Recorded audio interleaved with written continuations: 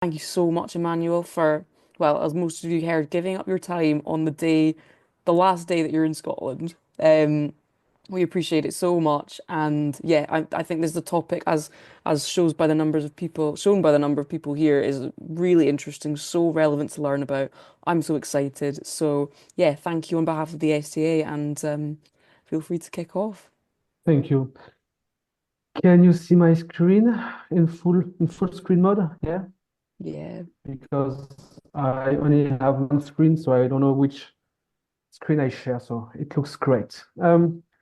So thanks a lot for the invitation. I'm still Emmanuel. I'm still a French web developer living in Scotland for around 5 months. And as Alexandra said, it's my last day in Scotland. I have to go back tomorrow. Um, I already gave a talk 3 months ago, 2 months ago, I don't remember, about technical topics around UI testing. And today I'm gonna be talking about the impact of our IT industry. So this is a talk I already gave in France once and twice in Scotland for the DevFest Scotland last month, I think. Um, so um, You see this picture? It's in Ghana, where most of broken devices ends up. Besides being a disaster for the population living here, it's also, of course, a disaster for the environment and the health of the people living here. Today, I want to give you a deep understanding of what happens and what we can do as a user, and if we have some developers here as developer, but we have some stuff to do as a user of IT devices. Um, but before jumping to the solution, let's have a look and discuss about the truth. How did we get there? Oops, sorry. So before we go deeper into the details, it's important to know that we are talking about the impact of the IT industry. In fact, the impact of any industry. We used to talk about greenhouse gas emissions, but in fact, we have to take into account other factors like the consumption of waters, as well as energy consumptions. But due to timing constraints, today I'm gonna talk about only about greenhouse gas emissions. And in fact, the conclusion will be the same if I took into account all the different factors. According to some IT studies, IT accounts for between 3 to 4% of global greenhouse gas emissions. In France, I'm pretty sure it's quite similar in UK. It's around 2.5 of the national carbon footprint. But these statistics are likely to increase to 6% in the next decades. So the issue we have today is more about the evolution of our usage regarding technology. As you can see here, the number of devices per user seems to decrease in between 2010 and 2025, but the number of users increase. Also, the number of normal standard devices seems to remain stable between 2015 and 2025, but at the same time, connected devices slash Internet of Things slash IoT has tripled. So as a result, the total of digital devices in 2025 will have more than double in 15 years. Okay, so I have two little hands-on, hands-up game for you. Um, the first one is maybe I can open the chat window. It will be easier if you don't want to, as I cannot see all your mirror. Um, where do you think the majority of greenhouse gas emission occur in our IT industry? Is it on the data center level? Is it at the network level? Or is it at the user equipment level? What do you think? We can write your answer to the chat window if you prefer. Is it on the data center, on the network, or at the user level? Data center for Alexandra and Charlotte. User equipment for I'm sorry, but I won't pronounce your name well. Sorry, Gozi. I hope I'm fine. User You cannot equipment for hear. Denis. So the answer is that the majority of the greenhouse gas emissions occur at the device level. Why? Because we have, I think the factor is 300 or 400, I don't remember, but we have 300 more user devices compared to data center. And more specifically, the majority of the emission occur during the production of these devices. So I'm not here to say that we don't have anything to do at the data center level, at the network level. We have some stuff to do. It's not an issue with that.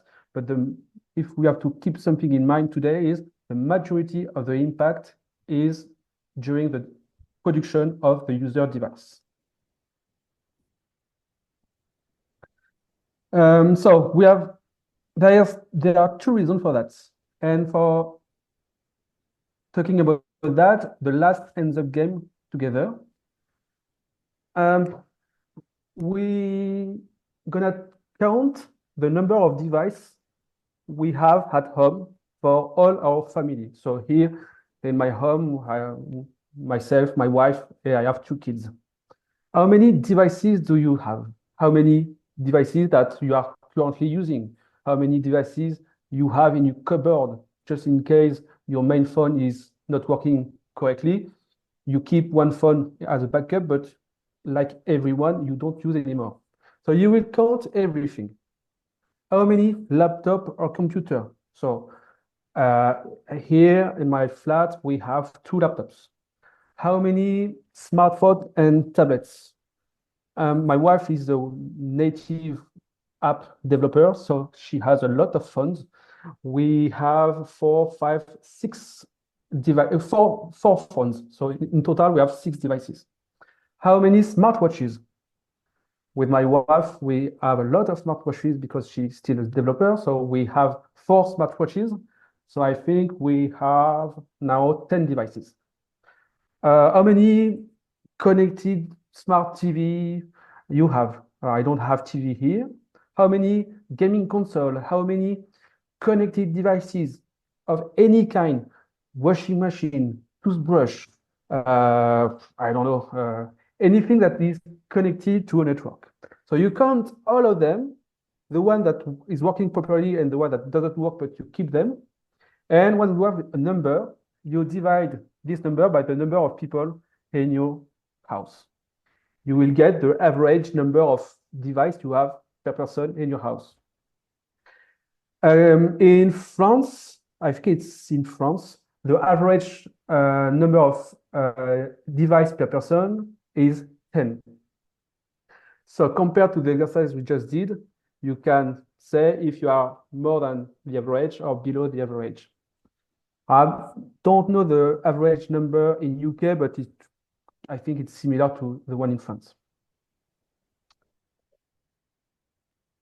Let's focus to the lifespan of our terminals.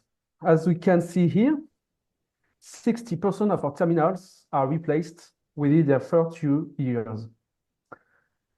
We will see right after why we need to renew our phone. Let's take as an example of phone, why we need to renew our phone every 2 years. The good news, however, is that the lifespan is similar whether we buy a new phone or a second-hand phone. So the question we might ask ourselves is, why such a short lifespan? Of course, there are replacements due to people losing their phone or breaking them. Next, if we set aside the operating system was not maintained thing and focus on the other column, we have now reached the surprising aspect of software obsolescence, which is about the user perception that their phone does not work well. Their phone are not longer functioning as intended. We might ask ourselves, what does not working well mean? Here I don't know the audience today, but when I gave this talk at the DevFest Scotland, I was in front of developers. So we were all aware of IT stuff, how to repair our phone and so on. We can understand why the phone doesn't work properly. But are we about but is everyone capable of making this analysis? Have you ever experienced a family gathering where you are asked to fix your in-law's phone, or when your uncle tells you that for the first time in 3 years, he has replaced his phone because it was too slow? Then we have replacement just maybe because the people want to renew their phone because they received a very good marketing offer and they just want to renew their device. But when we produce a terminal, we need a lot of materials. Why producing a new terminal has such impact? Let's have a look under the hood. If we have the possibility to disassemble our phone, what it's made of? Again, I took as an example a phone, but we can do the same exercise with a laptop with any items. So we have display, we have battery, we have processor, camera, sensor, hard drive, transmitters, speakers, microphone, and so on and so on. But if we go deeper, contrary to what a French speaker said once to me a few years ago, a phone or laptop is not just made up of lithium, silicon, or plastic. The next slides will be the most boring slides ever, but this is just for exercise. When we want to create a phone, we need nickel, cobalt, lithium for the battery. We need silicium for the electronic chips. We need copper for the cables, aluminum, iron, chrome, nickel for the casings, nickel, ruthenium, tin, copper, silver, gold, platinum, and so on for the electric boards, gallium, indium for the screen, and finally, neodymium and dysprosium for the speaker. This is just an exercise. I'm pretty sure I missed some of the materials here in this Mendeleev table. But just to keep in mind that when we are creating a phone, we need all these materials to make them. But to extract all these elements, some of them become increasingly difficult to mine, more and more material must be excavated to retrieve them. For example, to recover 1 ton of gallium, 15 tons of raw materials must be processed. And this ratio is named as the ecological backpack, or the MIPS for material input per unit service.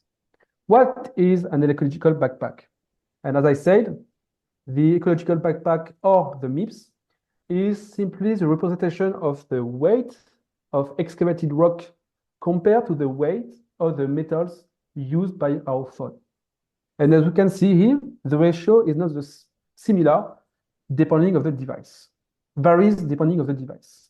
For a smartphone, we need to excavate for only one phone, 221 kilograms of raw materials for just 300 grams of metals I use inside my phone.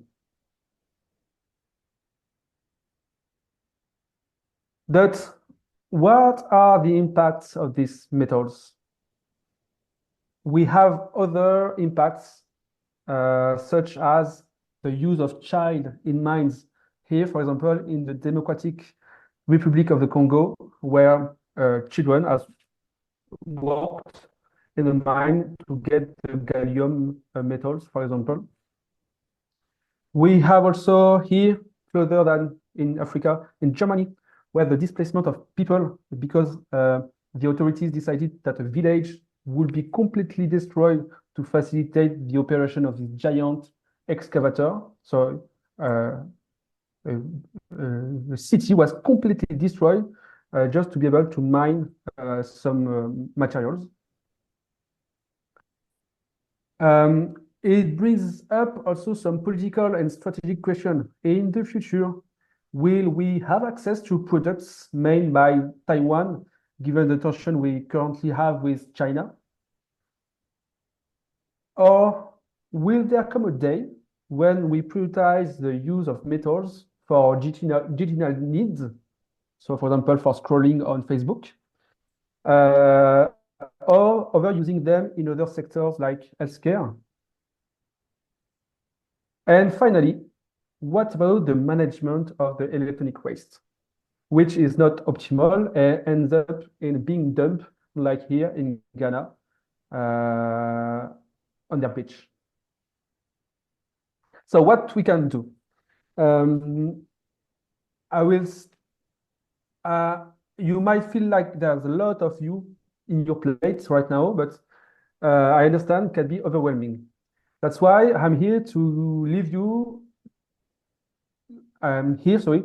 I don't want to leave you without any few practical tips you can apply directly in your homes, in your day-to-day life. So what can we do as a user?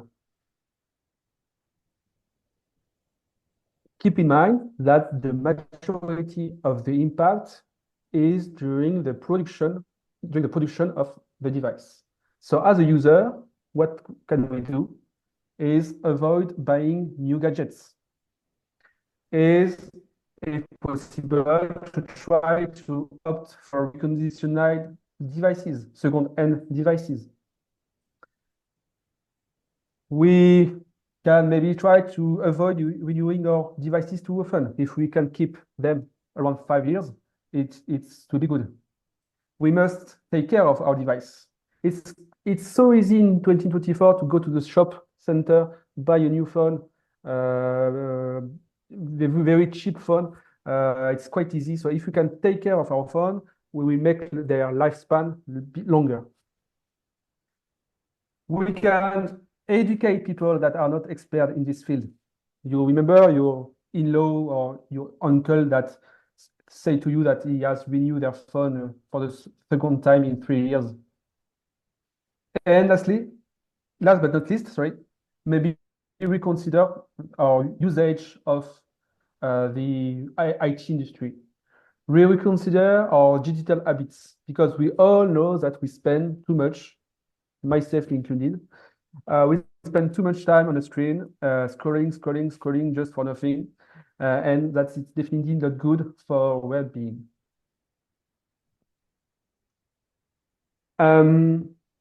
As a developer, I don't know if all of you are developers, so I won't go deeper into the details. I will try to make the speech as open as possible for everyone. So as a developer, what can we do? Or as a person working on an IT project. In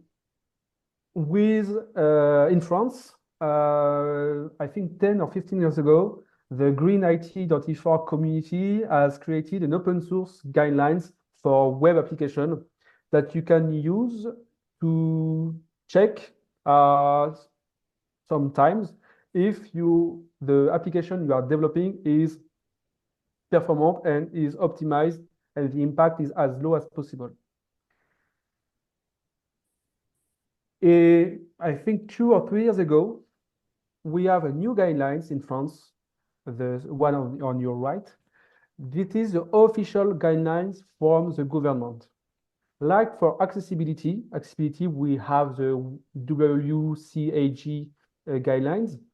Um, for the green IT best practices, we have an official guidelines in France.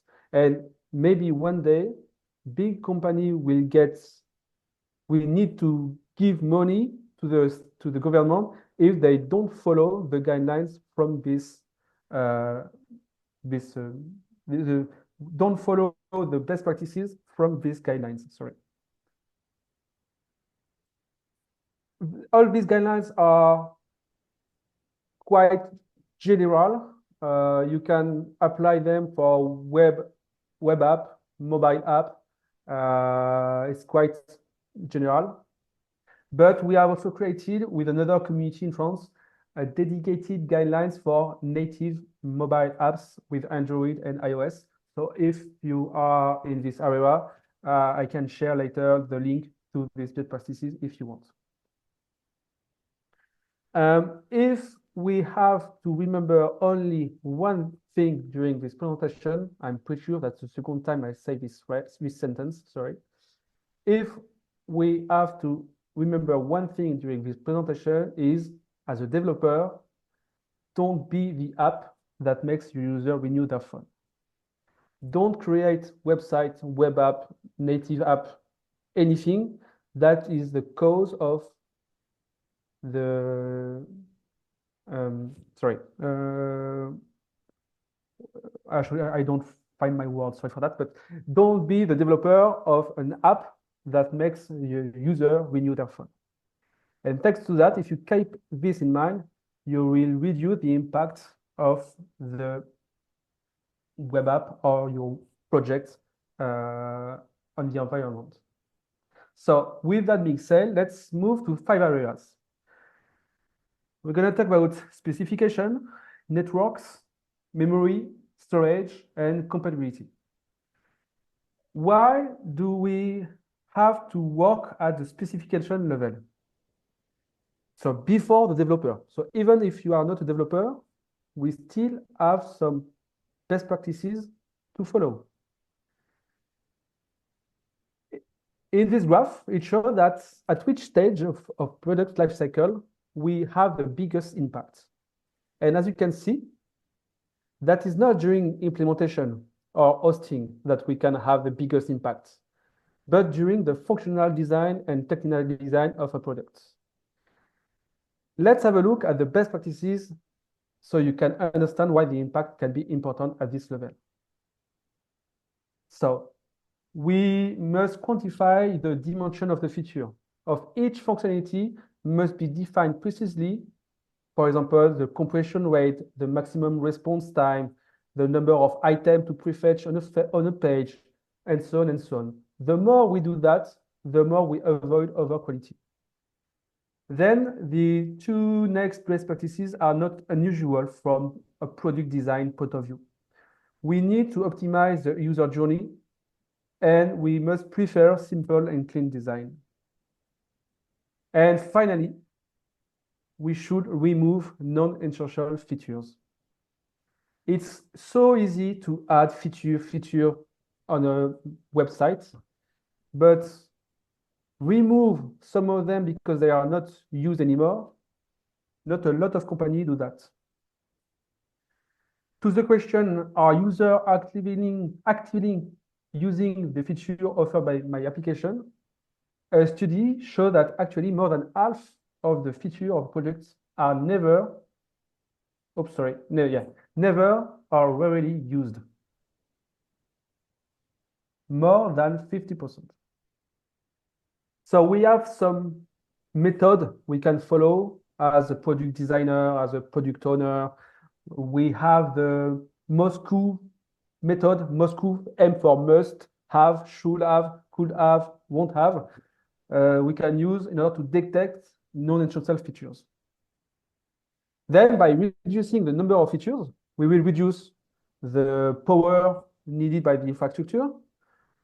And on the device size, we reduce the storage space that it takes on the device. On the network level, what can we do? We have to avoid fetching all the data from the server side just for displaying one item on the UI of your website. Just fetch the data you need, not everything. Try to lazy load stuff. If one part of your application is rarely used, why fetching everything at the very beginning? It's not very efficient. We can maybe lazy load the code of this unused functionality only when the user go to this web page or to this screen if this is a web mobile app. Try to optimize static resources in order to reduce the network size, to reduce the number of static resources that the browser needs to parse and need to execute. Try to optimize these elements. Maybe in order to avoid the latency between a client side and a server side, because we are not maybe using your application on a very good network.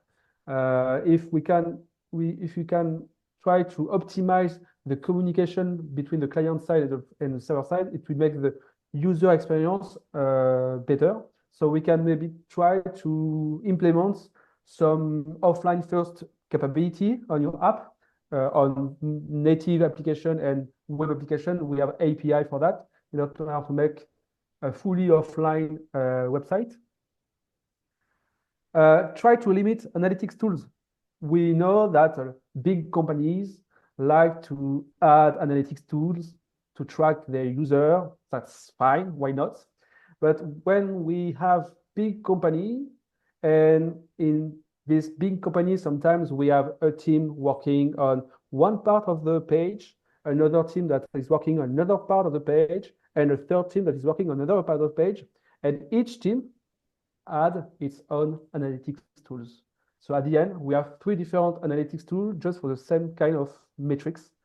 So this is not the best practices.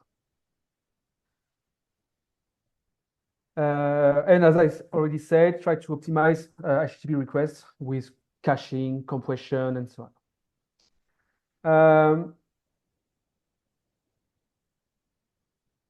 So we can optimize the number of requests. We can optimize the content of the static resources like images. And we can also use better format for static resources that will make the size of the static resources small. If we take as an example this website, I don't know if you can see here, but at the bottom right, we see that this website is using 14.9 MB for megabytes of static resources. I'm pretty sure you are not aware of that, but 15 megabytes is huge. The average size for a page, for a good page, is 2 megabytes. 20 years ago, we used to develop websites with only 300 kilobytes. So as you can see, the size of web page in, I think in 20 years, there's a factor of 100 between the size of a website 20 years ago and the size of a website today. So here we have 15 megabytes of static resources. And in fact, in these 15 megabytes, we have speaker images. This is a website for a conference in France. We have speaker images, and every speaker's image is around 147 kilobytes. Just if we take 5 seconds per image, if we use these simple tools called Squoosh, SQOOSH, I think. It's an online tool. We can reduce by 93% the image. we have 147 kilobytes image as an input. We have 9 kilobytes image as an output. This is the first things you can do as to reduce the data transmitted from the server to the client. If we multiply this gain by the number of speakers, you will see that we have a huge impact of the size of our website. We will do a small exercise. Let's say we have 137 kilobytes images times the number of speakers, 64. We have around 8.6 megabytes of images. If our website is visited by 10,000 people, we have 84 gigabytes of data that is transmitted between the client side and the server. We just apply a 10,000 factor. Now we have this data, we can apply a statistics model made by the 1-byte model, some scientists from France. I don't remember the nationality, but there is the 1-byte model that gives us the possibility to estimate the size of a request to the greenhouse gas emission equivalent. So for that, we have multiple steps. I will be very quick, sorry. So we have first to convert to the energy needed for transmitting these images. So as you can see here, our 84 gigabytes is related to 42 kilowatt hour of energy. We have to add also the energy on the mobile side, 16.8. If we add all of them, we have around 60 kilowatt hour. And thanks to this 60 kilowatt hour, we can now convert this kilowatt hour data into greenhouse gas emission, thanks to the 1-byte model. Oops, sorry. And as you can see here, 60 kilowatt hour is equivalent to 36 kilograms of CO2 equivalents. You may say, okay, 37 kilograms CO2, what does it mean? I don't know. I don't know this unit. In fact, when we are doing audits, when we try to estimate the impact of the website or native application, we try to convert this weird unit to something more understandable. And thanks to that, we have, a French screenshot, but it's quite understandable. We can convert kilogram of CO2 equivalent to something more understandable. So for example, here, downloading 10,000 times 64 images, and each image is around 160 kilobytes, is similar to driving 174 kilometers by car. And if we do the same exercise, we reduce the image and so on with the Squoosh website, you will see the gain. It will be huge. So now we talk about specification, network. Let's talk about memory now. Why memory has to be preserved?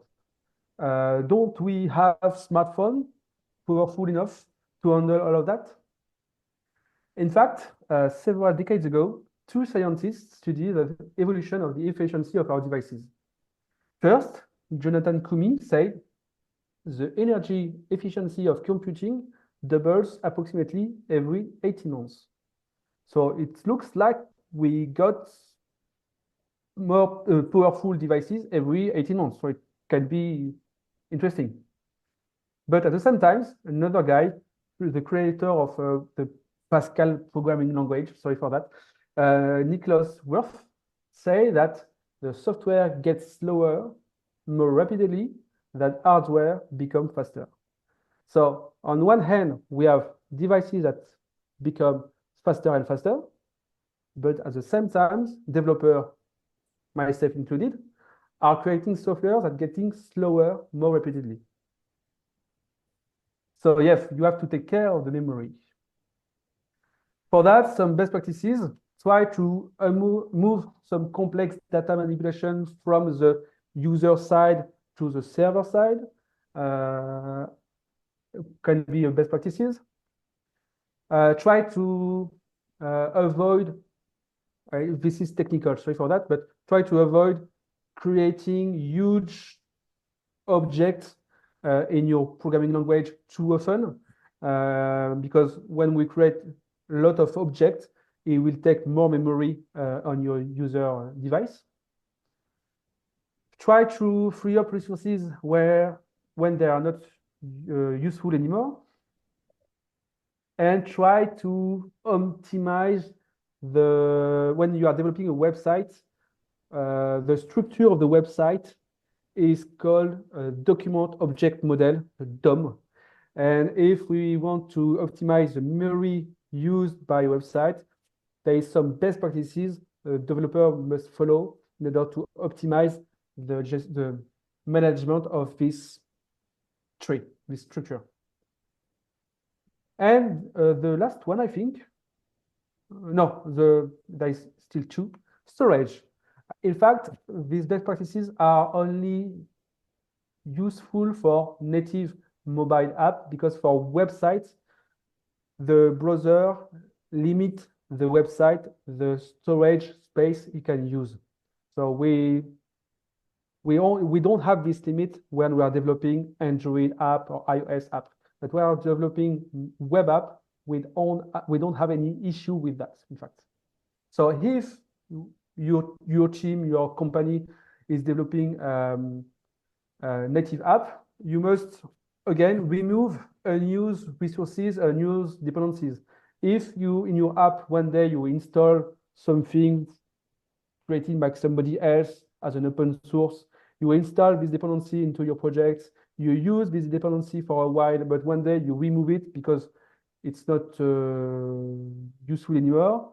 Please not forget to remove physically the resources, the dependencies from your native app, because if you don't do that, it will still be downloaded by the end user. When it downloads from the Play Store or the Apple Store, yeah, Apple Store. When they download from the Apple Store, the unused dependency will still be downloaded. Try to minify the code in order to take less bytes. Sorry. Try to store only the data you need, and finally try to reduce again resources and static resources. If you are a web developer, the only best practices I have in mind for this category is when you are developing a PWA. PWA is a list of API that a web developer can use in order to make a website looking like a native app.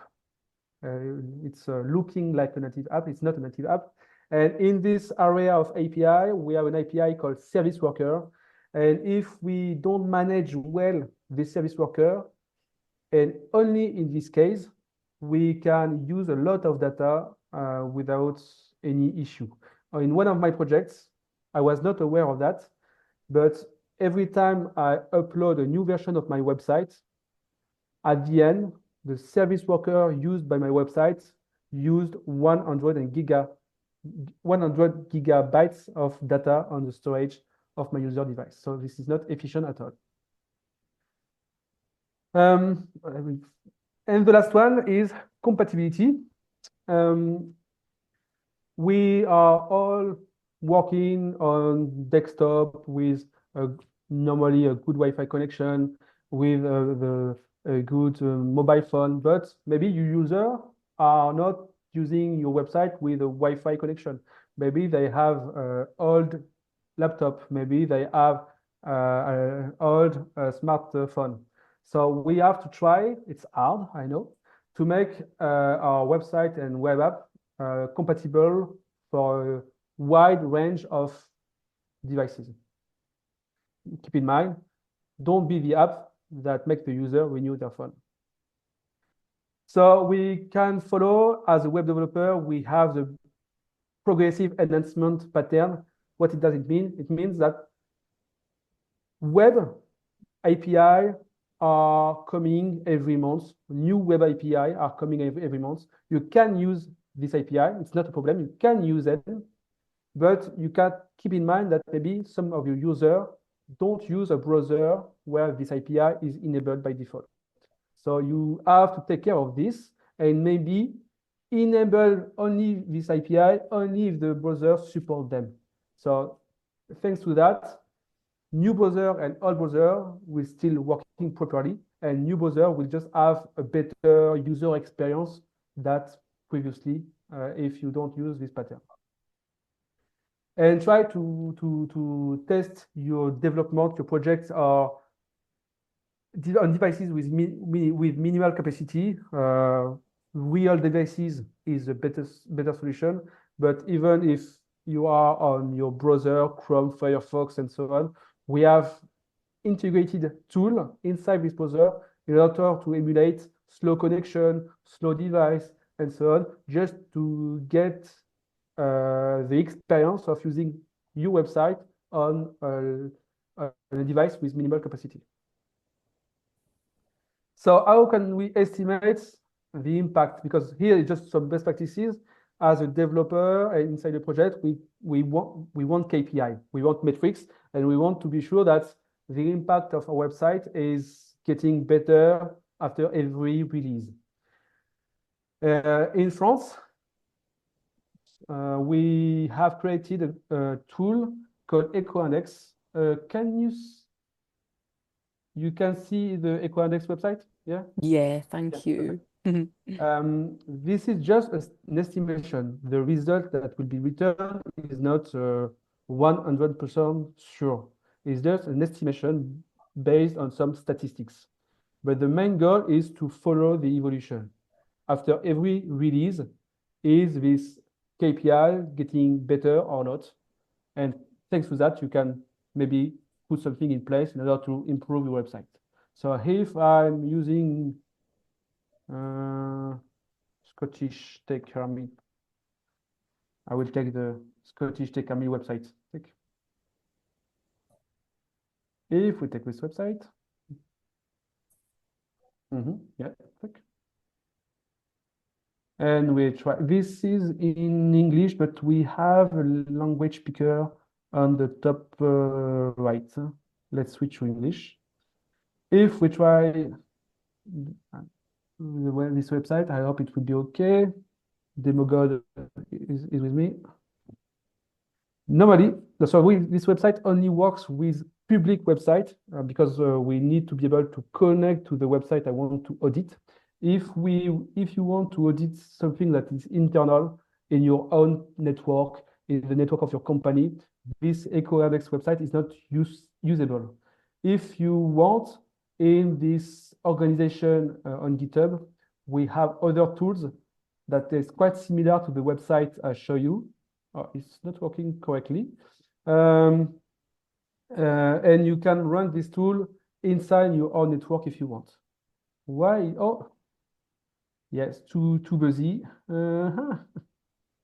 Sometimes it happens.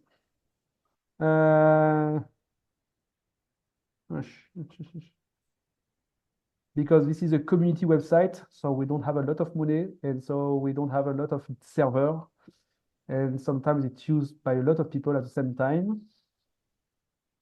But it will return something like that. How it works, maybe.